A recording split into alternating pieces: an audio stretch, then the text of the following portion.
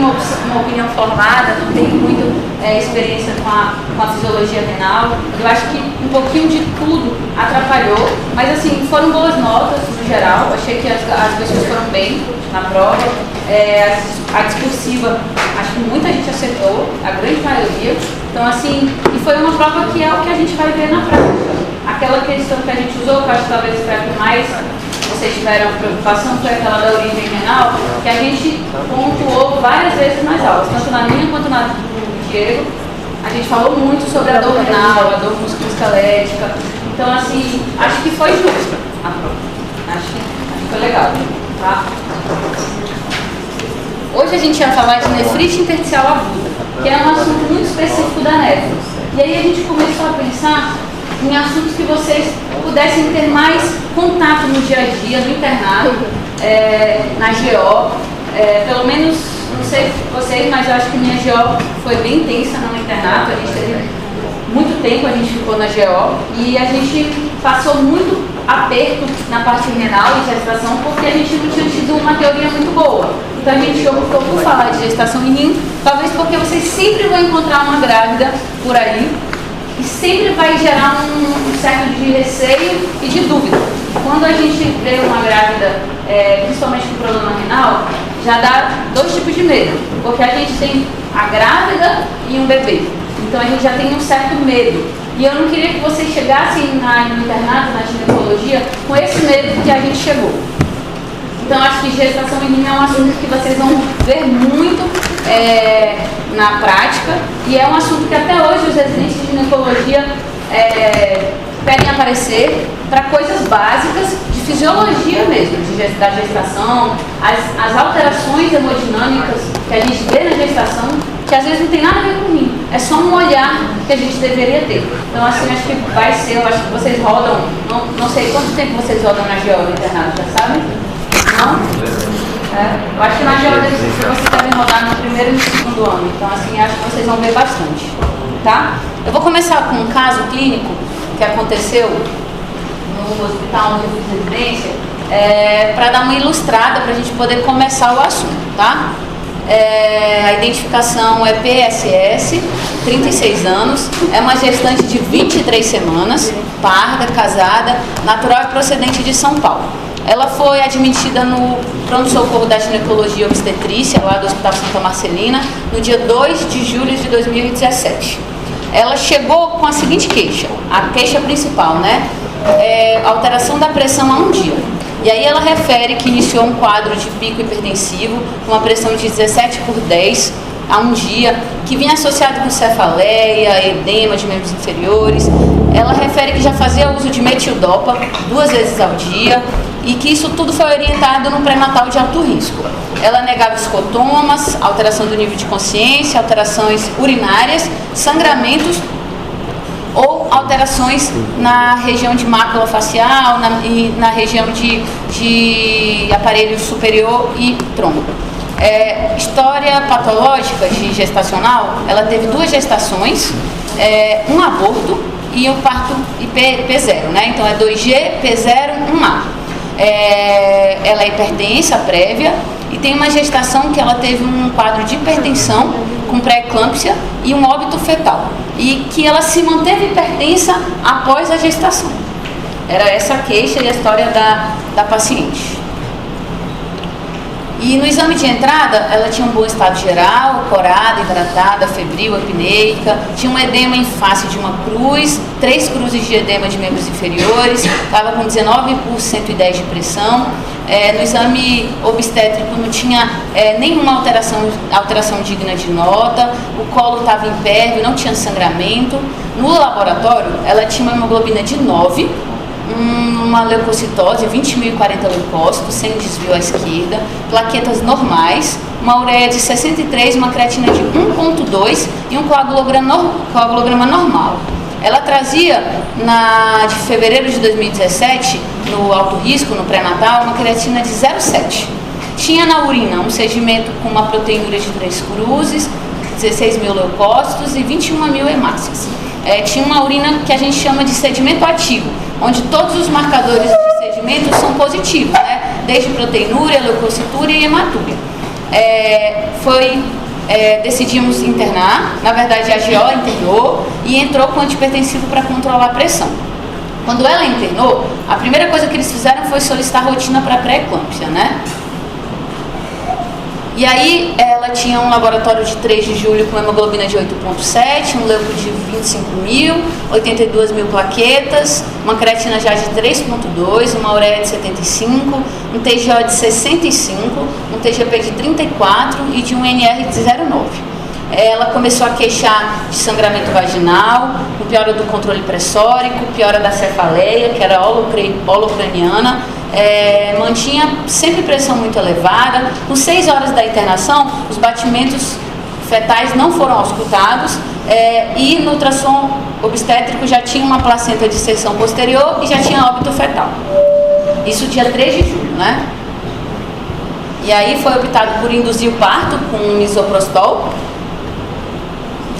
E aí ela evoluiu sem evoluir, não conseguia induzir o parto com misoprostol e foi indicado o parto cesárea, né? Durante o parto, ela tinha um descolamento de placenta importante, um útero já com uma alteração anatômica, e aí a gente ficou creatina de 3,2 numa gestante, com um DHL alterado, com uma urina com sedimento ativo, um leuco que vem em piora, com uma plaqueta que vem em piora, e aí foi a hora que chamaram a nefrologia, isso no dia 4 de julho. E a gente foi investigar, porque a gestante, como a gente vai falar, a gente vai ter 3 olhares para ela: o olhar do primeiro trimestre, o olhar do segundo trimestre e o olhar do terceiro trimestre. Assim como a gente conversou, a gente vai pensar em pré-renal, renal e pós-renal, porque a gente precisa ter uma noção na cabeça para a gente poder criar um raciocínio. E quando a gente não tem muita experiência, que é o caso de quando a gente termina a faculdade, a gente não tem experiência prática, tudo é muito confuso, né? Você pensa um monte de coisa e ao mesmo tempo você não pensa nada. Mas a primeira coisa que a gente tem que ver: o paciente tem uma lesão renal aguda, e qual é a etiologia dessa lesão renal aguda? É uma pré-renal? É uma renal? É uma pós-renal? Então a gente pensou, se a paciente tem um quadro pressórico que piorou a partir da 20ª semana, eu tenho que pensar um pouco em pré-eclâmpsia. Mas eu também posso pensar, ela teve um descolamento de placenta importante, sangrou muito, esse sangramento pode ter feito hipoperfusão renal, que não foi resolvida em um curto prazo, e ela fez uma necrose tubular aguda. Eu também poderia pensar numa HELP, que é uma alteração um pouco mais grave do que a pré-eclâmpsia, uma coagulação intravascular disseminada, uma microangiopatia trombótica. A gente vai conversar. Quando a gente começou a avaliar essa paciente, a gente começou a pensar: será que essa anemia dela é uma anemia da gestação? É uma anemia hemolítica? Vamos pedir ultrassom do rim, controlar a diurese, controlar a pressão, pedir uma proteinúria de 24 horas, vamos pedir alguns marcadores de autoimunidade, como C3 e C4, e vamos corrigir essa queda de hemoglobina, né, com esse sangramento, com essa cirurgia, com esse parto aí de urgência. No decorrer do acompanhamento, ela tinha boa diurese, mantinha uma proteinúria de 1,9 gramas, uma anemia importante, com uma melhora da plaqueta depois do parto, né? O parto foi ali no dia 4, que foi quando a gente começou a avaliar. No dia 5, no dia 6 ela já tinha uma melhora da plaqueta, uma hemoglobina de 8,3, tinha uma proteinúria ainda de 1,9. Logo após a interrupção da gestação, ela já evoluiu com melhora da pressão, com manutenção da diurese espontânea e melhorou o edema. Na ultrassom do rim não tinha alterações, nenhuma de imagem, tá? No dia 7, a gente deu alta porque ela já estava tendo uma melhora e provavelmente a lesão era secundária pré-eclâmpsia. E com a interrupção da gestação, ela teve melhora da função renal. A gente não fez nenhum medicamento além de hidratar, manter ela euvolêmica, com status volêmico ok. A gente transfundiu porque ela chegou com a hemoglobina de 5,7, a gente melhorou a perfusão renal e ela teve uma melhora substancial. É o que na maioria das vezes vocês vão ver.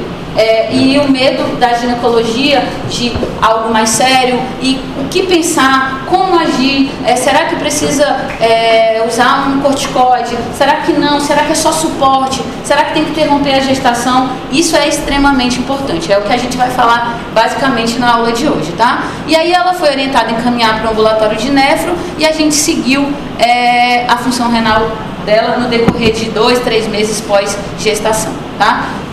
A gente vai falar um pouquinho agora sobre tudo isso que a gente conversou. E aí eu espero que lá no final isso fique um pouco mais claro para vocês, porque eu acho que é o que a gente vai pegar basicamente na vida. Então, primeiro, antes de falar de doença renal na gravidez, a gente vai falar de uma fisiologia renal na gravidez normal. Nessa figurinha, vocês já conseguem ver um rim um pouco maior que o outro. A gente trouxe essa figurinha basicamente para vocês entenderem um aumento do diâmetro bipolar do rim e um aumento do incremento vascular no rim. E isso tudo vai alterar a maioria daquela reabsorção tubular que a gente conversou.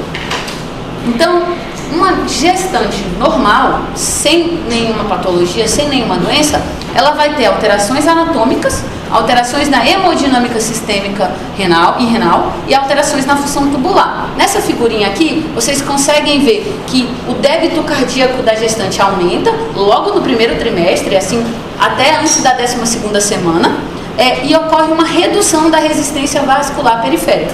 Então, o débito cardíaco aumenta, a resistência vascular reduz e a pressão ela tem uma discreta queda, porque é como se houvesse uma vasodilatação sistêmica difusa na paciente. Ela tivesse uma redução dos mecanismos vasoconstritores e esses mecanismos vasodilatadores se sobressaíssem a toda e qualquer hemodinâmica.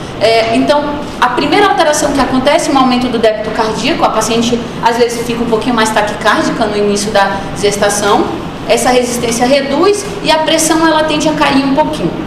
Eu preciso que vocês entendam isso, porque pequenas alterações na pressão arterial vão fazer a gente começar a pensar em alguma patologia que pode evoluir no curso da gestação. Então, na anatomia, vocês conseguem ver que o rim ele aumenta mais ou menos de 1,5 a 2 centímetros, o diâmetro bipolar, toda a massa renal, por conta de um incremento da vascularização e até do interstício. Então, um aumento do volume é mais ou menos de 50% a 70%.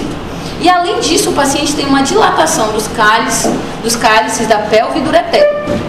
Essa figurinha é uma urografia excretora que foi feita numa gestante de 36 semanas. Vocês conseguem ver a cabeça aqui do bebê, né? Conseguem ver? Tranquilo? O cabeção aqui do bebê, na pelve, a coluna do bebê. E aqui eu mostro para vocês os dois rins. Estão vendo? Se eu vejo um rim desse num paciente rígido, eu já vou pensar em hidronefrose. Calma, será que tem uma obstrução, aquilo que a gente conversou naquela última aula de semiologia renal? Mas na gestante, por ação da progesterona, por ação de um aumento do útero, o útero cresce tanto que o cólon sigmoide passa a empurrar esse útero e ele faz uma destrotação. Então ele começa a comprimir o ureter distal direito, principalmente o ureter distal direito. E aí o paciente aumenta a pressão hidrostática, né, capsular que a gente conversou, faz uma hidronefrose. E essa hidronefrose leva a uma estase urinária. Fica um pouquinho ali de xixi 200 a 300 ml ali, guardadinho na pelve renal, que é meio de cultura para bactéria, que aumenta o risco de infecção do trato urinário na gestante. Mas eu quero que vocês percebam que nem toda dilatação dos cálices da pelve do ureter é sinônimo de doença. É fisiologicamente, na maioria das pacientes, normal. Lembrar que se o paciente tem uma dilatação pela compressão do útero, do ureter, e pela ação da progesterona, que diminui a peristaltismo do ureter, diminui a contração do ureter, o ureter fica mais preguiçoso. Então chega a ficar um pouquinho mais de estase urinária. Esses pacientes têm maior risco de fazer infecção urinária. Essas pacientes têm maior risco de fazer pielonefrite. E elas também têm maior risco de fazer litíase renal. Então, o diagnóstico diferencial de uma dilatação dos cálices da pelve e do ureter, que na maioria das mulheres, em 60% delas, é normal, é algo para se pensar. Mas, doutora, ela veio para consulta, ela no ultrassom trouxe isso, essa hidronefrose, mas ela não queixa de alterações urinárias, para eu pensar em uma infecção do trato urinário, ela não queixa de pielonefrite, ela não tem dor lombar, ela não tem febre, e ela não queixa de dor, ela não queixa de nada, ela está sintomática. Isso pode ser normal, fisiologicamente normal, pensando nessa compressão do ureter pelo útero gravídico, certo? Tranquilo? Nem toda hidronefrose na gestação é patologia. Ela vai vir próxima e pode ser normal. Pode, porque o útero, ele fica muito próximo da bexiga. Então a gente tem, na mulher, o útero fica mais na frente e a próstata no homem fica um pouquinho mais na frente. Quando o útero cresce, o ureter, ele se insere na parede posterior da bexiga. Então o útero vai crescendo, crescendo e ele comprime a entradinha do ureter na bexiga. É igual um câncer de útero, é igual um linfonodo que comprime o ureter. E aí esse útero crescendo, ele é empurradinho pelo colo sigmoide, que é onde fica aqui do lado esquerdo, e ele começa a comprimir. E principalmente a hidronefrose à direita, ela é mais fisiológica do que a esquerda. Certo? Beleza? Você já falou por dois fatores, a questão do útero e qual o segundo? E pela ação da progesterona. A progesterona, ela reduz muito o peristaltismo do ureter, as contrações normais do ureter para expulsar a urina, para expulsar caldo. Lembra até da mulher que quando tem bebê fica um pouco mais azia, refluxo, por ação desses hormônios, não só da progesterona. Alguns estudos falam também da ação do estrogênio nesses pacientes. Mas o que tem mais de evidência é a progesterona e a destrotação do útero comprimindo o ureter. Beleza? Oi? Não entendi. Ela não deveria ser. Em algumas pacientes elas têm dor. E às vezes é fisiológico. Você pede para ela deitar, fazer um decúbito lateral para o lado contrário da dor, para tentar melhorar essas questões. Mas às vezes é uma dor muito inocente. Doutora, me incomoda, não é aquela dor súbita, não tem febre, não tem alterações urinárias. É aquela dor que ela queixa e que ela melhora com o decúbito. Mas não tem nenhum sinal de alarme para eu pensar. Alguns pacientes você vai ter que investigar, óbvio. Mas a grande maioria não tem nenhum sintoma, tá? E aí, além da alteração anatômica que a gente conversou, a gente tem as alterações sistêmicas. Então, na gestante, ocorre um aumento do volume plasmático, um aumento dos glóbulos vermelhos para manter a demanda tanto do bebê quanto da mãe, e aumenta o volume sanguíneo. Esse aumento do volume arterial efetivo, junto com a redução da resistência vascular que a gente conversou, pela perda da responsividade aos agentes vasoconstritores, leva a um fluxo sanguíneo sistêmico aumentado na gravidez.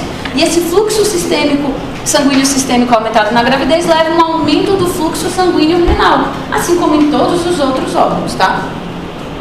E o que isso quer dizer? No paciente, então, com gestante, a paciente vai ter um aumento do fluxo sanguíneo renal, com um aumento da taxa de filtração glomerular. Isso vai aumentar em quase 20% a taxa de filtração no primeiro mês e até 50% ali, chegando no segundo para o terceiro trimestre. E você percebe o quê? Se há um aumento da depuração dos solutos, principalmente da creatinina, eu vou ter uma creatinina baixinha.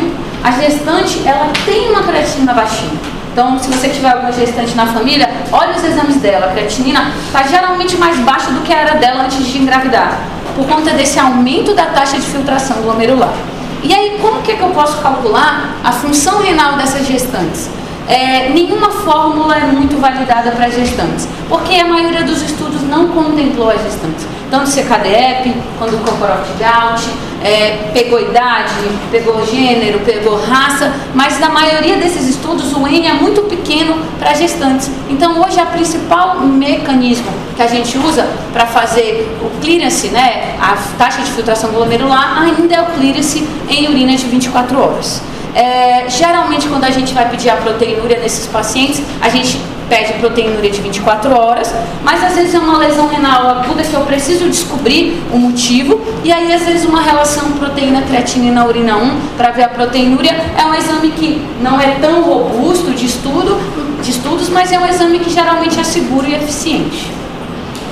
Então quando vocês verem os exames lá na GO, quando vocês forem passar, vocês vão ver creatina baixinha dessas pacientes e um aumento da taxa de filtração glomerular. E aí, em relação à função tubular, a gente falou aqui que aumentou a taxa de filtração glomerular.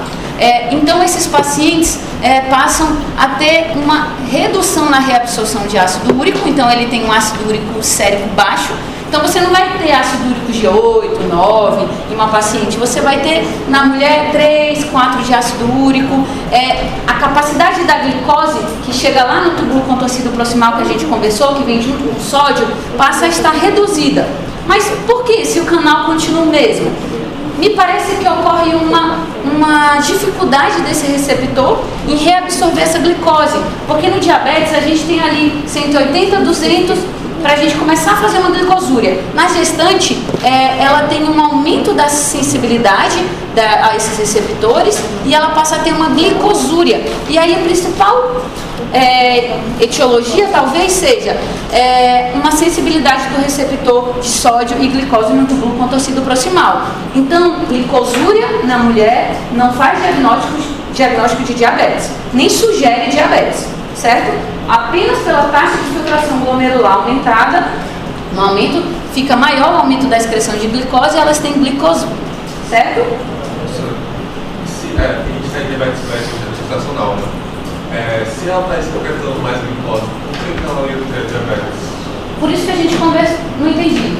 Porque, assim, teoricamente, se ela está excretando a glicose, ela está perdendo a glicose, né? Sim, aí no caso de diabetes, tá falando. Não, diabetes não tem nada a ver com esse mecanismo. Não tem nada a ver com esse mecanismo, né? É mais por uma insuficiência pancreática, mais por uma resistência insulínica, do que por conta desse aumento da excreção de glicose, tá? Não tem relação, certo? Se o paciente tem um aumento da taxa de filtração glomerular, então ocorre uma hiperfiltração glomerular, a arteríola aferente e a arteríola eferente estão fazendo muita vasoconstrição, então eu começo a ter muito sangue ali na região do túbulo contorcido proximal, muito sangue ali na nível de glomérulo, eu passo a ter um aumento da excreção das vitaminas hidrossolúveis e aminoácidos, eu passo a ter um aumento da excreção de cálcio e um aumento na excreção de proteínas, que na mulher é normal até 300 miligramas em 24 horas. Acho que isso vai ser importante, porque o que eu quero que vocês saibam aqui é que a gestante vai estar mais hemodiluída, ela vai estar com tudo muito baixinho, porque tem muito sangue, tem muita reserva sendo utilizada, e aí eu quero que vocês lembrem que a proteinúria normal na gestante, ou no paciente que não é gestante, até 100, 150 miligramas em 24 horas, a gente aceita ali até 300 miligramas em 24 horas. E por que então, se todo o resto aumenta a sua excreção, ou por que o potássio não é excretado? Aparentemente, ocorre uma ação da progesterona, que diminui a sensibilidade dos canais RONCs, diminui então a excreção de potássio, porque o potássio é muito importante para o feto crescer. Então, nesses pacientes, ela vai ter uma redução da excreção de potássio. Mais potássio é reabsorvido. Não quer dizer que ela vai ter hipercalemia, porque todo aquele potássio que está sendo reabsorvido está sendo utilizado para a demanda materno-fetal. Geralmente elas tendem a uma alcalose respiratória crônica, talvez por um aumento do metabolismo de ácidos, e o paciente tenta compensar fazendo uma hiperventilação, e talvez também pelo aumento da pressão intraabdominal, comprimindo diafragma, levando então a uma respiração um pouquinho mais curta em alguma das gestantes, em alguma das mulheres.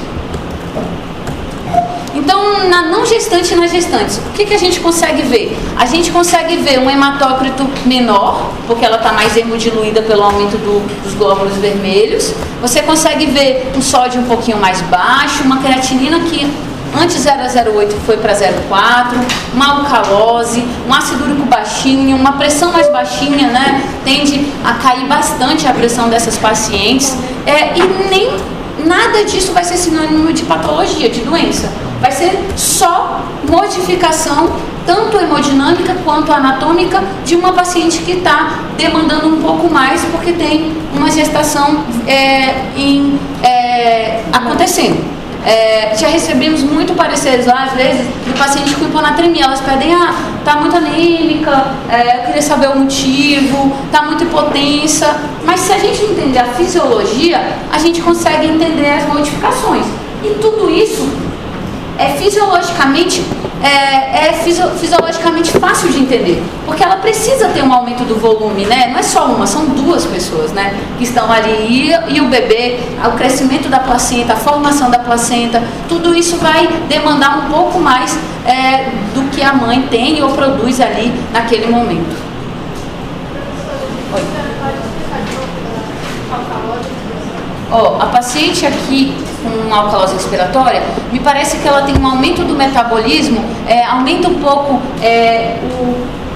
os ácidos na circulação sistêmica. E qual é a resposta que a gente tem? Quando a gente está com sangue mais ácido, a primeira resposta que a gente tem é respirar mais forte, porque o PCO2 é um ácido que a gente consegue eliminar fácil, rápido.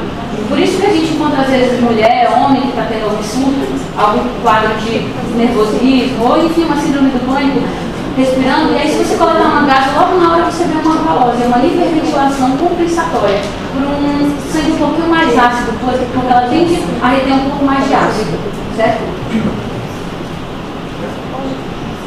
E aí, como são as complicações renais na gravidez, né? O que a gente pode ter aqui de complicação renal numa gravidez normal? A maioria das mulheres vai evoluir com a gestação normal, tá? A gente aqui é a minoria, mas quando tem no hospital, vão ter alterações que a gente precisa avaliar. E eu costumo dizer que a gestação é como se fosse um gatilho para muita coisa que estava guardada. Então, lúpus, uma doença autoimune que estava ali latente, pode ser, a gestação pode ser um gatilho. Alguma hipertensão que estava ali latente também, a gestação é só um gatilho para aumentar o surgimento dessas complicações, porque a gente conversou que vai ter um aumento dos fatores angiogênicos e antigiogênicos, né, principalmente os angiogênicos, para tentar aumentar esse volume arterial efetivo e compensar essa demanda metabólica. Então, às vezes a gestação é só um gatilho para aparecer todas essas complicações que a gente conversou. Uma pré-eclâmpsia, uma lesão renal isquêmica, infecções no geral e até doenças glomerulares. Então, o que a gente vai conversar um pouquinho hoje é sobre as alterações urinárias, né, as alterações na urina 1, no EAS, infecção do trato urinário, que vocês vão ver muito nas nossas pacientes gestantes, litíase renal, hipertensão nessas pacientes, porque tem muita mulher que não é hipertensa e vai virar hipertensa pós-gestacional ou só durante a gestação, microangiopatia trombótica, que é como se fosse uma oclusão dos capilares por muitos trombos de plaquetas e fibrinas, que são gatilhos de doenças autoimunes diversas que a gente vai conversar, e o fígado gorduroso da gestação e HELP. Fígado gorduroso da gestação, acho que eu só tive um caso e foi fatal, uma paciente bem grave lá no Santa Marcelina que faleceu. É muito raro, graças a Deus, mas é uma condição bem catastrófica. Então, da hematura, o que a gente precisa pensar? Periodicamente, vocês vão fazer exames de urina, vocês vão passar no PSF, vocês vão pedir esses exames no pré-natal dessas pacientes. Então, a principal causa de hematura nessas pacientes é a infecção do trato urinário, que pode ser microscópica ou macroscópica. Não tem relação com prematuridade, baixo peso, com hipertensão. Se o paciente tiver pressão arterial e creatina normal e não ter proteinúria, não tiver proteinúria, a investigação ela pode ser feita após parto. Geralmente, até 3 meses, tudo que a gente conversou vai se reorganizar e nada vai ter nenhuma relevância nesse sentido. Mas o tratamento é só tratamento de suporte. Claro, se forem hematuras que levam à redução de hemoglobina, que tem hematuras macroscópicas constantes, a gente vai precisar investigar. Mas, no geral, uma hematuria discreta pode aparecer no exame de urina. E um grande motivo de ter hemoglobina positiva na urina são aqueles sangramentozinhos da mulher no primeiro trimestre. Tem um escapezinho de urina, de sangue, e aí aparece como hemoglobina positiva na urina, tá? E não quer dizer nada, o tratamento é de suporte. Claro que você vai ficar de olho, você vai ver pressão, você vai ver função renal, você vai ver se tem mais algum outro marcador que faça a gente ter algum sinal de alarme, mas no geral é tranquila. E sempre pensar em infecção do trato urinário, tá? A gente vai falar sobre infecção do trato urinário. Proteinúria sempre deve ser investigada. Então, o conceito de proteína na gestação é uma proteinúria maior que 300 mg em 24 horas. E a gente sempre vai pensar em pré-eclâmpsia. Eu quero que vocês tirem aqui hoje pré-eclâmpsia. Eu acho que o mais importante é saber que essas alterações que a gente conversou são normais, e pré-eclâmpsia que a gente vai conversar. Eu acho que é o melhor e é o que vocês vão mais ter ali na prática. Principal diagnóstico é pré-eclâmpsias, que são as doenças glomerulares. A gente vai pedir uma proteinúria de 24 horas, ou uma relação proteína e creatina na urina, um simples ultrassom de rim e vias urinárias, todos os eletrólitos, sódio, potássio, cálcio, fósforo, ácido úrico, uma creatinina e o FAM, porque a gente sempre vai ter em mente que a gestação pode ser um gatilho de doença autoimune. E, às vezes, lúpus abre num quadro numa simples gestação. Então, o FAM é um fator antinuclear, é um anticorpo que é produzido contra nossas células seguras por um gatilho autoimune, e aí o FAM é importante para a gente tentar afastar um lúpus eritematoso, tá? Disseminado ou sistêmico. O tratamento desses pacientes é suporte, acompanhar, elas vão ter um pouquinho de edema de membros inferiores, mas quem nunca viu uma gestante inchadinha andando no corredor de um hospital, e se tiver proteinúrias importantes, com piora da função renal, a gente pode fazer uso da albumina intravenosa. Se não há alteração da função renal e a proteinúria é menor que 3,5 gramas, que a gente, não sei se acho que o doutor falou sobre síndrome nefrótica com vocês, o tratamento é suporte, e se essa proteinúria persistir por mais de 3 a 12 meses, a gente vai ter que investigar se foi um gatilho para lúpus, um gatilho para alguma doença glomerular. E a infecção do trato urinário?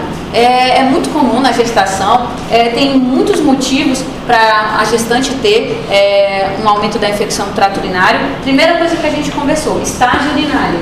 Mais xixi na pelve, meio de cultura, a ação da progesterona levando a uma redução do peristaltismo ureteral. A mulher gestante, ela tem mais secreção vaginal, um pouquinho mais ali, essa secreção vaginal entra em contato com a nossa flora perineal, isso tudo aumenta meio de cultura para bactéria, então elas tendem a ter um pouquinho mais. O que vocês vão levar em consideração aqui, e que eu acho extremamente importante, é que na gestante a gente trata bacteriúria assintomática. Tirando o gestante, pacientes que vão ser manipulados do trato urológico, talvez um paciente que vai fazer uma ureterorreno, passar um duplo J ou algo do tipo, a gente não trata bacteriúria assintomática, tá, gente? O paciente chega, não tenho nada, doutor, tranquila, não tenho dor suprapúbica, não tenho febre, não tenho ardência, não urina várias vezes, né? Porque a mulher urina várias vezes, não é tão fácil identificar, mas minha urina vem sempre com uma cultura positiva. Esse paciente a gente tem que tratar, porque a maioria dos estudos viu que a bactéria armazenada ali, da parte assintomática, aumentou o risco de parto prematuro, infecção ali de membranas amnióticas. Então essa paciente a gente trata em todos, e que reduziu o risco de pielonefrite, porque se a bactéria está lá, ficando naquela pelve ali com um pouquinho de urina, ela pode aumentar o risco dessa uretra conseguir ascender e chegar no rim e fazer pielonefrite, que é grave. Então é um paciente que a gente se preocupa. E o principal bicho, e de todos os outros, é Escherichia coli, 70% dos casos, mas a gente pode ver Klebsiella, Proteus, tá? E a gente trata sempre. Tratamento, geralmente, eu não achei tão relevante falar sobre, porque eu não quero que vocês saibam o tratamento, eu quero que vocês saibam que bacteriúria assintomática se trata na gestação, mas o tratamento é amoxicilina, nitrofurantoína, fosfomicina, geralmente um desses antibióticos. O cálculo é muito incomum. Alguns estudos diziam que na gravidez poderia aumentar o risco de cálculo, mas não se mostrou ser maior a incidência de cálculo renal. O cálculo é igual aos outros, oxalato de cálcio igual aos nossos, a principal incidência é de oxalato de cálcio, e o tratamento é conservador e suporte clínico, certo? Importante esse daqui, gente. Trata a bacteriúria assintomática na mulher gestante. E agora a gente vai falar de hipertensão na gestação. O diagnóstico de hipertensão na gestação é uma pressão maior que 140/90. E a gente conversou que quase nenhuma gestante vai ter 14/9 de pressão, porque ela está com volume arterial efetivo muito elevado, né? Então ela está hemodiluída, ela está com vasoconstritor lá no pé, ela está vasodilatada, então não tem motivo para ela ser hipertensão, né? Porque a resistência vascular periférica é mínima. Então, se eu tenho uma pressão maior que 14/9, a gente vai pensar em 4 distúrbios hipertensivos. Os 4 principais. A gente vai começar por uma paciente que descobriu uma gestação de 12 semanas. Ela tem uma hipertensão crônica. É a paciente que tem um aumento da pressão em mais de 14/9 e ela apareceu em menos de 20 semanas. certo? Hipertensão crônica, gestante com menos de 20 semanas, sem lesão de órgão-alvo. Então é uma hipertensão crônica que no primeiro trimestre já apareceu, já tem um aumento da pressão arterial. A hipertensão gestacional é a paciente que tinha 10,5 de pressão, chegou na 20ª semana, começou a aumentar a pressão por 14 por 9. Então a hipertensão gestacional é a pressão maior que 14 por 9 com mais de 20 semanas, e a hipertensão crônica é a hipertensão num período inferior a 20 semanas. Lesão de órgão-alvo. Então, a hipertensão crônica é aquela menos de 20 semanas, a hipertensão gestacional é aquela que tem 20 semanas sem lesão de órgão-alvo, que a gente vai falar quais são essas lesões de órgão-alvo. É uma mulher que é hipertensa, que tem maior risco de evoluir para pré-eclâmpsias e outras doenças glomerulares, mas que não tem lesão de órgão-alvo nenhuma. Ela não vai ter edema, ela não vai ter proteinúria, ela não vai ter distúrbio hematológico, ela vai ter apenas uma pressão maior que 14 por 9. Pré-eclâmpsia. Qual é o diagnóstico de pré-eclâmpsia, então? Isso aqui é muito importante. É a gestante com mais de 20 semanas que tem lesão de órgão-alvo, certo? E tem aquela paciente que já é hipertensa antes de 20 semanas e que evoluiu depois da 20ª semana com lesão de órgão-alvo, certo? Tranquilo? E a pré-eclâmpsia superposta à hipertensão crônica é aquela paciente que já é hipertensa antes das 20 semanas e que começa a evoluir com lesão de órgão-alvo, certo? É a segunda causa de mortalidade materna. Então, vocês vão ver essas pacientes no internato, muito. É a segunda causa, porque a principal causa é a hemorragia. As mulheres morrem primeiro de hemorragia e a segunda causa são as desordens hipertensivas. Ela vai acontecer numa porcentagem alta, de 10 a 20% dos pacientes, onde a maioria dessas pacientes ou vão descobrir a hipertensão com mais de 20 semanas, mas não tem nenhuma outra alteração, ou os 35% que vão fazer pré-eclâmpsia. Então vamos falar de pré-eclâmpsia, que eu acho que é o que vocês mais vão ver no hospital, né, na internação dessas pacientes. Oi. São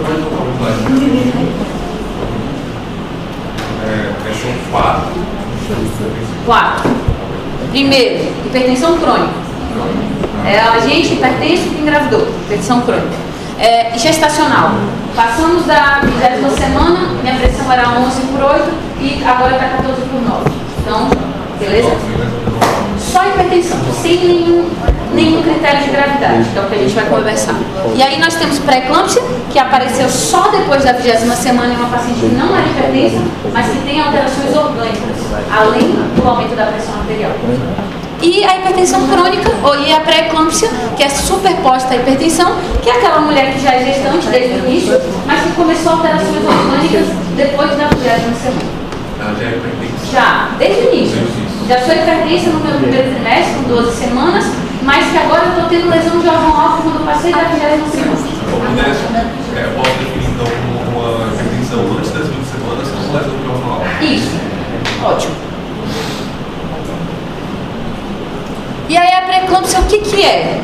Acho que foi extensivamente estudada a pré-eclâmpsia, mas me parece ser uma falha da inibição dos fatores na verdade uma falha na remodelação das artérias. Então ocorre uma remodelação placentária superficial. É como se a placenta que tivesse que estar ali bem aderidinha, cheia de vascularização, fosse só superficialmente vascularizada. E isso fosse um gatilho para um aumento dos radicais livres, estresse oxidativo, um aumento dos fatores dessa balança angiogênico e angiogênico. Esses crescimentos endoteliais passam a ser reduzidos, o paciente tem uma espécie de insuficiência placentária. Por algum motivo, chegou na 20ª semana de gestação, as artérias que eram em espiral na placenta estão ali bem superficiais, ali na parede mais anterior da placenta. E era para elas estarem crescendo, se ramificando, perfundindo, vasodilatadas, e não aconteceu. Por algum motivo, a gente começa a ter uma falha nessa remodelação. uma placentação, que a gente fala, uma insuficiência placentária. Então ocorre um desequilíbrio nos fatores, né, um aumento nos fatores anti-angiogênicos, principalmente o fator de crescimento endotelial e o fator de crescimento placentário. Isso para vocês é nada, eu não acho isso relevante. Acho que tudo que a gente tem que aprender aqui é algo que a gente vai usar e vai poder usar para o bem e para a prática do doente. Mas por algum motivo o paciente tem uma vasoconstrição importante, começa a ter uma ativação do complemento, da escala, da cascata de coagulação, uma ativação plaquetária, começa aquele volume arterial passa a ter uma contração do volume plasmático materno. Aparente uma isquemia placentária, e isso é um desencadeador para toda aquela falta de remodelação e desse estresse oxidativo. Certo? Tranquilo? No médio curso a gente sempre ouvia, né, que era quando as artérias em espiral não conseguiam se aproximar ali do final da placenta, né? É como se fosse uma placenta superficial, ela não fosse robusta, ela não fosse bem aderida. E aí isso é um ativador para que algo está errado, é um gatilho para um quadro inflamatório, né? Então, o paciente tem na nível renal uma endoteliose glomerular difusa, que há muito tempo era patognomônico de lesão renal e pré-eclâmpsia. O que é isso? A gente falou da barreira de filtração, a gente falou das células endoteliais, da membrana basal e dos podócitos. Essas células endoteliais estão extremamente edemaciadas, elas passam a ocluir aquele capilar, e aí a barreira de filtração fica toda comprometida, porque o sangue chega no capilar, mas o sangue está todo abarrotado. Tem um edema importante dessas células, elas estão bem gordinhas, vacuolizadas, e ela passa a ocluir o lumen do capilar, e o sangue não chega da forma que deveria no glomérulo, e elas têm isquemia glomerular, certo? Vou mostrar para vocês uma figurinha. E aí o que eu vou ter na pré-eclâmpsia? Proteinúria, porque tem uma desregulação desse mecanismo da barreira de filtração glomerular. Por algum motivo os podócitos eles ficam mais sensíveis à passagem da proteína. Alguns estudos falam que a proteinúria maior que 900 mg é associada a pior prognóstico da pré-eclâmpsia. Alguns estudos dizem que não, proteinúria maior, menor é irrelevante, que só é um marcador de lesão de órgão-alvo. Esses pacientes têm uma redução da taxa de filtração glomerular. Se tem uma oclusão das células do lumen capilar, eu vou ter menos fluxo sanguíneo chegando lá, eu vou ter uma redução da produção de relaxina, dióxido nítrico, que fazem vasodilatação, e uma redução da produção de prostaciclinas. E aí o paciente evolui para o que a gente já conversou várias vezes, necrose tubular aguda, que é a principal causa de lesão renal aguda na pré-eclâmpsia. Lembra que a gente conversou que na lesão renal, pré-renal, o túbulo está ávido pelo sódio? Então, ele está começando a reabsorver todo o sódio na tentativa de compensar a quantidade de líquido e de sódio, e o paciente tem uma retenção de sódio. E aí ele tende a ter um pouco mais, isso tudo em resposta à redução da perfusão renal, que é aquilo que a gente conversou dos mecanismos de edema, underfilling e overflow. E aí eu consigo mostrar para vocês, eu primeiro quero mostrar essa figura. Aqui tem um capilar normal. Eu queria que vocês vissem que aqui dentro, ó, você consegue ver o capilar livre. Isso aqui é o núcleo da célula endotelial. E aqui dentro você vê branquinho. Não tem nada, só tem a célula endotelial no capilar. Certo? Vocês estão conseguindo ver? Não, né? Então vamos lá. A gente tem aqui a cápsula de Bowman, o espaço de Bowman, certo? A gente tem a barreira de filtração glomerular, que começa de dentro para fora. Podócitos, que são células com um núcleo bem maior. A membrana basal, aqui, bem próxima ao capilar. E dentro dela é onde chega o sangue, que é o capilar glomerular, que são as células endoteliais, certo? Você consegue ver do lado esquerdo um glomérulo fácil de ver, um glomérulo limpo, que a gente costuma dizer, um glomérulo que não está cheio de coisa, não está florido, não está abarrotado. E aqui desse lado eu mostro para vocês então que eu nem consigo ver esses capilares. A célula endotelial está bem edemaciada, tem um cheio de vacúolo aqui, você consegue ver gotículas de edema, de vacúolo, essa vacuolização que a gente conversou, e eu não consigo ver esses lúmens branquinhos, né? O capilar aberto, o capilar que tem sangue para chegar aqui, eu não consigo ver. Aqui eu vejo, perde essa arquitetura glomerular. E toda vez que a gente perde a arquitetura dos glomérulos, a gente tem uma dificuldade de reabsorção de tudo que a gente deveria ter ali na barreira de filtração. Tudo que não passa e tudo que passa. Então, do lado esquerdo, a gente tem uma microscopia óptica normal, que é aquilo, a gente coloca a lâmina e vê com o microscópio, e do lado a gente consegue ver todas as células endoteliais bem edemaciadas. Isso aqui vai gerar, então, uma redução da taxa de filtração glomerular, uma redução da produção dos fatores angiogênicos, né, dos fatores vasodilatadores, que é a prostaciclina, óxido nítrico. A gente vai ter uma redução da liberação de renina, um aumento na reabsorção de ácido úrico, que a gente conversou que é um ácido úrico baixo, um aumento da reabsorção de sódio, uma redução do fluxo sanguíneo renal. E aí a gente consegue ter uma endoteliose. E aí eu consigo pensar o porquê de todas aquelas características que a gente conversou. E aí, quando eu falo de pré-eclâmpsia, eu falo que... Qual é o conceito de pré-eclâmpsia, gente? Hipertensão e mais lesão de arco-alvo, lembra? Pressão maior que 14/9, mais de 20 semanas, com uma alteração orgânica, certo? Por falta daquela esterilização das artérias placentárias, uma insuficiência placentária. Então, quando eu falo de pré-eclâmpsia numa paciente que tem mais de 20 semanas, eu falo que ela vai ter hipertensão mais uma alteração orgânica específica. Então, ela vai ter hipertensão mais uma lesão de órgão-alvo. E as lesões de órgão-alvo são edema, proteinúria maior que 300 mg em 24 horas, uma piora da creatinina, alterações hematológicas que podem ser trombocitopenia, hemólise, coagulação intravascular disseminada, alteração hepática que vai se refletir na forma da elevação das transaminases, neurológica, que o paciente vai ter convulsões, e aí a gente chama de eclâmpsia e não pré-eclâmpsia, e hiporreflexia, alterações visuais. Então é uma hipertensão que está queixando, doutora, eu estou com escotomas, estou com uma cefaleia, doutora, eu trago para você uma alteração do TGO e TGP, doutora, eu estou com plaqueta baixa, eu estou com proteinúria, eu estou vendo uma espuminha na minha urina, minha creatinina que era para estar ali 0,3, 0,4, está 1,2, que estranho, era para estar toda vasodilatada, toda hemodiluída, e eu vou ter edema num paciente com hipertensão. Proteinúria, precisa ter proteinúria? Não, qualquer alteração orgânica. Essa paciente com edema mais atestante, posição, já não tem. Sim, se ela tem hipertensão mais edema, ela entra no conceito de pré-eclâmpsia. Porque a gente vai ver as edemaciadinhas, porque o útero, ele comprime a veia cava, e é lá que a gente consegue ter a drenagem. Então, ela tem edema, mas ela não tem hipertensão, certo? E toda vez que eu tiver hipertensão com edema, eu tenho que investigar a pré-eclâmpsia. E aí, nesses pacientes, primeira coisa, tem vitalidade fetal? Porque isso vai favorecer. Isso vai ser extremamente importante na hora de eu falar. Interrompe a gestação, porque não dá mais. E o tratamento sempre vai ser interrupção da gestação.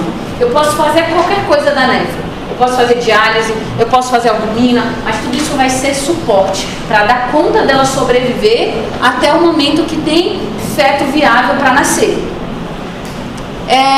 Não, Érica, tem menos de 20 semanas, ela já tem uma pré-eclâmpsia sobreposta a uma hipertensão, é abortamento. Não tem o que fazer em alguns pacientes. Então, o tratamento é sempre parto. Então, às vezes a gente chega lá na GO, putz, faz o parto, já tem 34 semanas, me ajuda aí, tá dando trabalho pra caramba, tirou o parto, tirou o menino, tudo resolve. O maior tratamento desses pacientes é retirar a placenta, que ela está sendo um gatilho para ativação desses estados inflamatórios. Então tem que tirar a placenta, né? Mas às vezes a mulher está ali com 27, 28, o bebê ainda não está com boa performance pulmonar, ainda não está tudo bonitinho, e eu vou tentar segurar o máximo que dá para ter vitalidade fetal. Nem sempre dá. Às vezes, é uma pressão que eu já tentei controlar de uma forma que eu não consigo, a paciente está convulsionando, o paciente está fazendo HELP, que é o que a gente vai conversar, às vezes só interrupção do parto. E aí avaliar o receio da mulher, às vezes, da maioria das vezes o bebê nasce com 1,1 kg, 800 gramas, 1,2 kg, nasce já e vai para UTI, E aí a gente vai ter que lidar com as complicações de um bebê que nasceu prematuro, tá? Nesses pacientes a gente tem que lembrar de pedir então. Se eu falo de proteinúria, eu vou precisar de um exame de urina. Se eu falo de proteinúria, eu vou precisar de uma proteinúria de 24 horas ou de uma relação albumina na creatinina de urina 1. Se eu falo de piora da creatinina, eu vou ter que fazer um exame de sangue com creatinina e ureia. Se eu falo em alteração hematológica, eu vou precisar de um hemograma para ver se tem uma plaqueta menor que 100 a 150 mil unidades, né? 150 mil plaquetas. Se eu falo de alteração orgânica hepática, eu tenho que ter uma elevação das transaminases.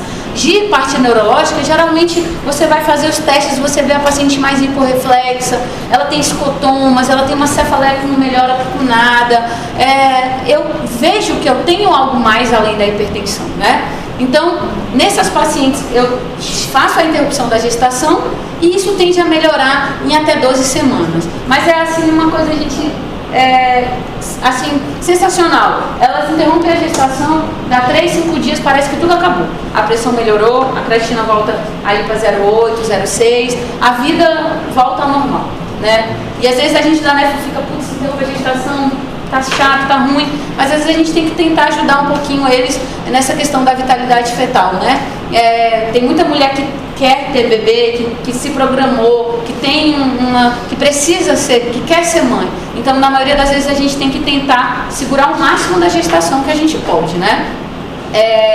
E essa pressão aumentada, essas alterações, elas tendem a sumir em uma semana, mas elas podem ficar até 3 meses da gestação, tá? E em alguns pacientes, eu nunca vi uma proteinúria que durou ali mais de 1 ano. E se ela dura mais de 1 ano, a gente tem que pensar naquilo que a gente conversou. Gestação ser gatilho para lúpus, para doenças glomerulares e investigar dessa parte renal mais específica, tá? Então a gente vai pedir tudo que faz a lesão de algum alvo, né? Se é hepática, eu vou pedir uma TGO e TGP. Se é hematológica, eu vou pedir um hemograma, urina de 24 horas e ultrassom obstétrico para avaliar a vitalidade fetal. E aí o tratamento é o que a gente conversou, avaliar as indicações do parto, né? A gente vai fazer uma monitorização do bebê e da mãe, controlar a pressão arterial. Se a mulher chega com uma pressão maior que 140 por 90, eu vou introduzir drogas antihipertensivas seguras na gravidez. E se ela chega com uma hipertensão muito elevada, eu vou precisar reduzir essa pressão logo. E aí eu vou levantar e vou dar mão de drogas antihipertensivas endovenosas. Profilaxia ou tratamento de eclâmpsia. Então, a paciente que tem um risco maior, com alterações neurológicas persistentes, eu preciso usar o sulfato de magnésio.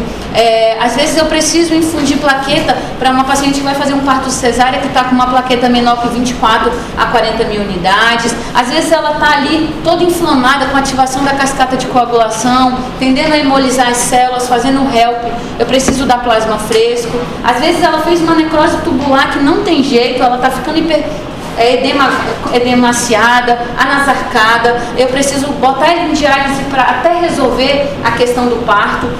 E às vezes ela tem uma piora importante da função renal, hepática, tem um risco, não vai sobreviver, o bebê não vai crescer porque ela está em um status inflamatório muito importante, o que tem para fazer é o parto, tá?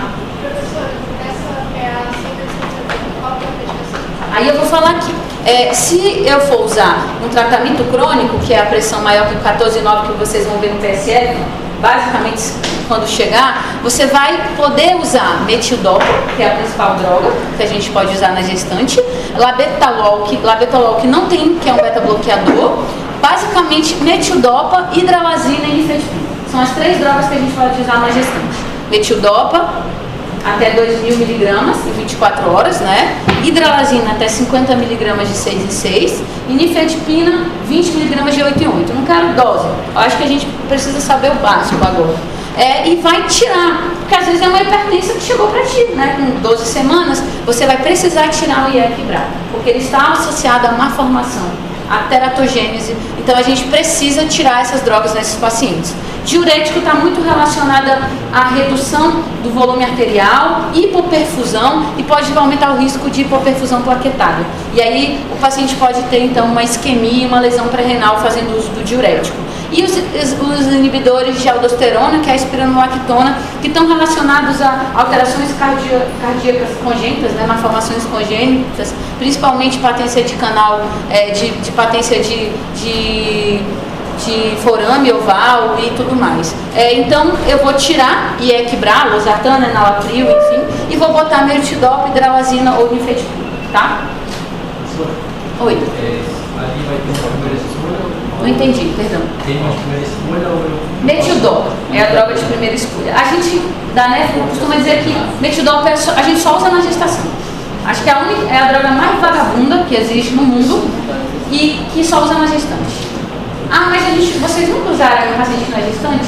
Já, mas ela é quinta, sexta droga de escolha, tá? Lá pra trás. Ela não é a droga de escolha, mas na gestante ela é, tá? E HELP. HELP, o nome já assusta, né? Quando chega HELP, é HELP mesmo, gente. Oi. Então na HELP, a gente é HELP mesmo, ó. Chega o pedido de parecer lá da GO, já vou chorando. Se tivesse HELP, eu vou também pedir do HELP. HELP, então o nome já diz. H de hemólise, anemia hemolítica. ELL é o aumento das enzimas do fígado e P de plaquetopenia. Então, anemia hemolítica, toda vez que eu tiver uma destruição dessas células, eu vou ter, então, células fragmentadas na hemácia, no esfregaço, então eu vou ter esquizócitos em sangue periférico, eu vou ter tudo que tem dentro, né, da célula, eu vou ter uma elevação do DHL, eu vou ter um aumento da bilirrubina indireta, eu vou ter um aumento do fibrinogênio, uma queda de aptoglobina, e eu vou ter um TGO maior que 70.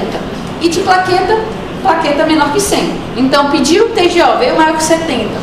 Tem uma anemia com bilirrubina indireta elevada e uma plaquetopenia, HELP. É muito alta a taxa de mortalidade dessas pacientes. Eu, particularmente, nunca consegui ter um diagnóstico de HELP numa gestante e conseguir segurar o parto por muito tempo. Na maioria das vezes teve HELP, a gente conversa com a equipe e eles mesmos já induzem o parto, tá? Então você consegue ver hemólise, alteração hepática e trombocitopenia. É um quadro bem difícil de lidar, até porque plaquetas menores que 100 está aumentado o sangramento maior na cesárea ou no parto mesmo. E alteração hepática, o fígado fica inflamado. Então é um paciente que tem o risco de ter uma ruptura hepática, ter um sangramento hepático importante, até às vezes uma hepatite fulminante, tá? A eclâmpsia, o nome eclâmpsia é mais a pré-eclâmpsia que evolui com convulsão, que a gente chama de eclâmpsia, conceito. A HELP é como se fosse um quadro inflamatório mais grave de uma pré-eclâmpsia, digamos assim, é um status inflamatório com lesão de todos os órgãos, basicamente, tá? Essa hemólise, por destruição daquelas células que fazem o capilar glomerular fica todo ocluído. E aí as células começam a se abarrotar nessa oclusão e ativar a cascada. E ter destruição dessas células, desses glóbulos vermelhos. Por uma ativação dessas citocinas inflamatórias que vão levar a essa oclusão e microtrombos de plaqueta. Fica tudo abarrotado lá e começa a ativar e destruir tudo que tem. E aí, por último, lesão renal aguda. Então, para eu dizer que alguém tem lesão renal aguda no paciente gestante, eu tenho um aumento da creatina maior que 1. Então, você vê às vezes uma gestante com 1 e já é algo preocupante. Ou um aumento de 0,5 em relação à creatinina de 48 horas, ou a creatina que ela trouxe do pré-natal, ou a creatina que ela tem de 7 dias pelo menos. 1 a cada 20 mil gestantes. Geralmente ela está muito comum no primeiro e no terceiro trimestre. Porque no primeiro trimestre é o período que a mulher vomita mais, é o período que a mulher pode ter hiperêmese gravídica, é uma condição que a paciente tem vômitos incoercíveis, faz desidratações gravíssimas, que a gente precisa hidratar muito, e elas fazem uma lesão renal aguda pré-renal. Então a gestante não come direito no primeiro trimestre, ela vomita mais, ela já tem uma estase ali gástrica, não tem muita fome, já não se hidrata de forma satisfatória, então ela é a paciente que pode ter uma lesão renal aguda pré-renal. E o primeiro trimestre é o período que mais tem risco de abortamento. As mulheres sangram mais, elas têm aborto séptico mais. Então tudo isso leva a um risco de lesão renal aguda maior no primeiro trimestre. Chegando ali no terceiro trimestre, segundo e terceiro trimestre, depois da 20ª semana, a gente tem o risco da pré-eclâmpsia, e das síndromes hemolíticos urêmicas, que podem estar relacionadas a gatilhos autoimunes. O paciente tem púrpura trombocitopênica trombótica, tem um gatilho de anemia hemolítica, tem um lúpus, é onde ela vai ter maior risco de doenças relacionadas à autoimunidade. E quais são as principais causas? Aquilo que a gente conversou: uma hemorragia antes do parto, uma hemorragia no pós-parto por uma atonia uterina, aquelas mulheres multíparas que já tiveram 3 ou 4 cesáreas, é um útero mais que já teve várias lesões, já foi cortado várias vezes. Então a gente costuma dizer que depois de 3 cesáreas já dá um medinho de levar alguém para fazer uma 4ª cesárea, porque tem um risco de atonia uterina, tem risco de sangrar. Hiperêmese gravídica, infecção por abortamentos sépticos, insuficiência cardíaca congestiva, que é bem raro mesmo, geralmente está associado a pacientes com insuficiência cardíaca antes da gestação, e tudo isso que não foi resolvido logo vai evoluir para necrose tubular aguda, por uma lesão renal, pielonefrite. Necrose cortical renal é como se todo o córtex, onde ficam os glomérulos, fossem hipoperfundidos de forma grave e constante, e o paciente tem necrose de toda aquela córtex toda. Eu acho que só vi uma vez, foi uma paciente com atonia uterina que sangrou a alma, ela chegou ali a 2, 3 de hemoglobina, e aí essa paciente fez necrose cortical. Geralmente essas pacientes não se recuperam, ficam em hemodiálise, porque toda a córtex, que é onde a gente tem as unidades filtrantes, sofre necrose, e a recuperação desses pacientes por esse mecanismo de hipoperfusão persistente leva a um quadro de doença renal crônica terminal. As microangiopatias trombóticas, pré-eclâmpsias, HELP, esse fígado gorduroso agudo da gestação que a gente vai falar muito rapidamente, mas para mim é irrelevante, não vou nunca mencionar isso numa questão de prova. Toxicidade medicamentosa, e pós-renal, uma obstrução grave do trato urinário por cálculo, porque a mulher pode ter cálculo, também ela pode ter um útero tão grande por uma gestação gemelar ou algo do tipo que consegue comprimir de forma patológica os ureter, e outros motivos, um câncer junto com um câncer de colo uterino, algum linfoma, algum linfonodomegalia, algo do tipo, alguma malformação anatômica prévia da mulher, e aí ele começa a sofrer um pouco mais por conta do aumento do útero gravídico.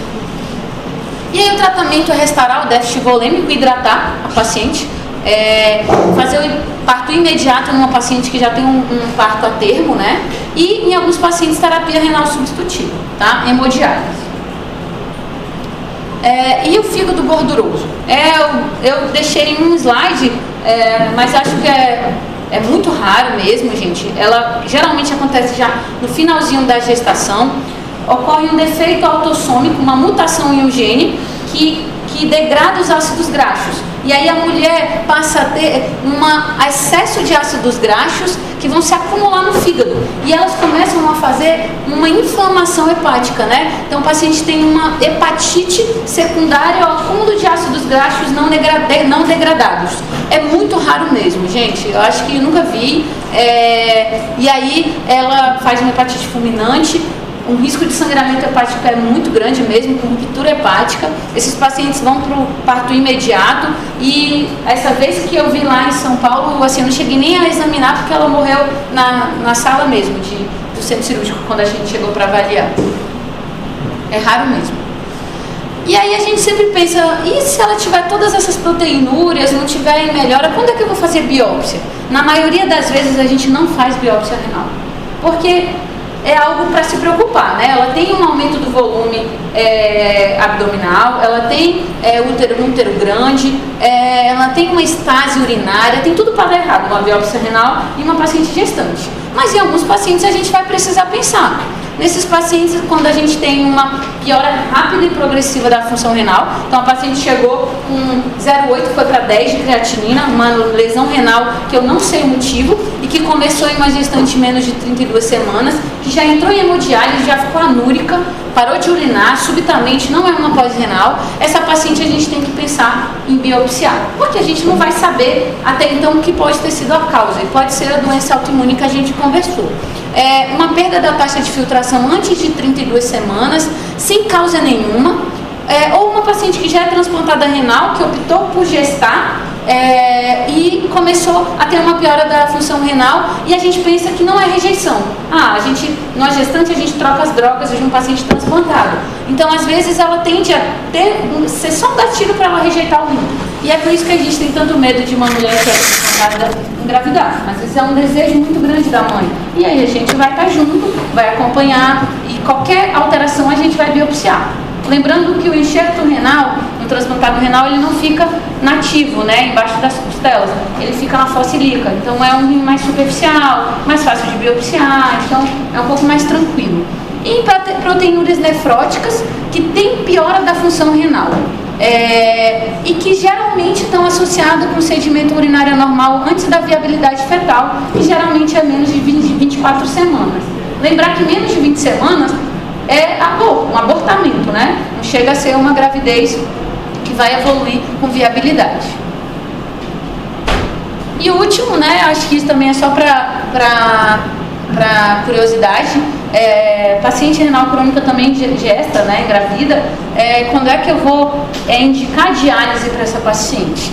A gente viu que uma criança, um bebê, um feto que vive em um ambiente urêmico, ele vive em um ambiente hostil, em um ambiente intoxicado, por um acúmulo de solutos que a gente não consegue mensurar no sangue. A ureia é só um deles. E a gente viu que está muito relacionado ao parto prematuro, a uma restrição de crescimento intrauterino, e aí a gente indica diálise quando o clearance chega a ser menos que 20 ou uma ureia maior que 100. E essas pacientes dialisam todos os dias.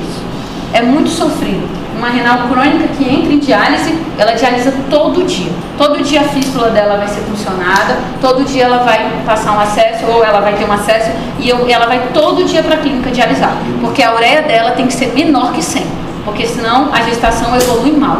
Os estudos viram que quem tinha ureia maior que 100 evoluía mal. E aí é sofrido pra caramba para uma paciente renal crônica entrar em diálise. Mas elas são tão felizes por estar grávidas que elas vão dialisar todo dia na maior felicidade. A grande maioria, outras vão com ódio porque aconteceu, na maioria das vezes. E é isso, gente. Alguma dúvida?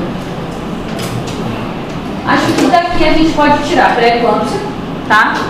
Dessa aula, e conceitos de infecção do trato urinário, tá? Bacteriúria assintomática. Acho que seria interessante vocês darem uma lidinha, porque eu acho que vocês vão ver basicamente no internet.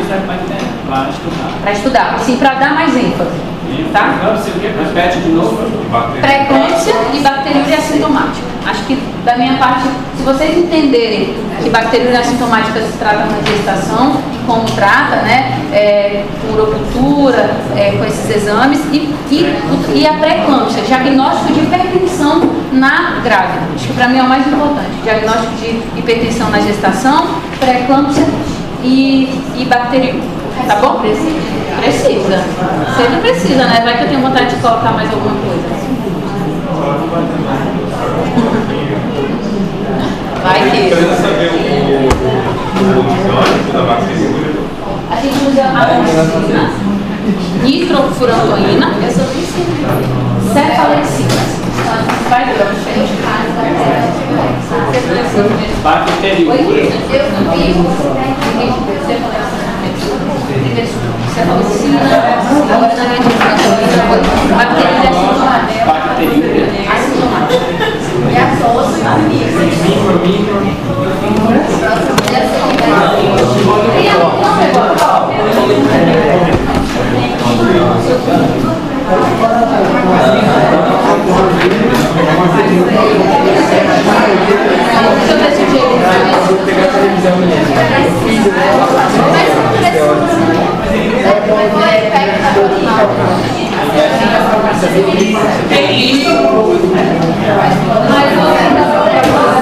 quem recebeu a prova pode assinar para mim? Só para eu ver quem recebeu, eu vou entregar para vocês só os que ficaram faltando.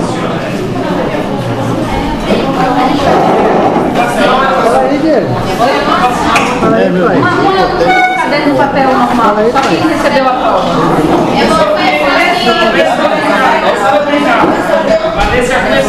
Eu vi isso na televisão, eu estava falando da minha nota do média do moço que eu cortei. Ela vai falar tudo. Com menos de 9. Sério mesmo?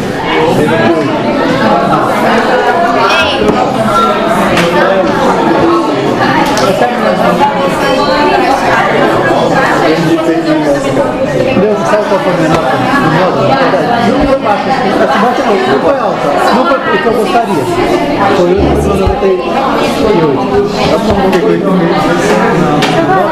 Aí eu vou chorar para um décimo para eu ficar com 9. Porque não dá nem um décimo. É um centésimo, 2 centésimos. Seu fiscal deu 9 milhões. Seu fiscal deu 9 milhões. Ah, para. Ei, não sei que nunca. Sabe, não olhei não, eu duvido que tu olhou. Não olhei não. Olhou assim, sabe que essa nota aí? Não olhei não. Promete? Recebe bem, pô. Ainda bem que foi bem. Fala logo, tio. Tu viu, sabe a nota dele? Não. Eu não olhei, sabe sim. Fala logo, tio. Abre seu coração. Eu vou enrolar aqui.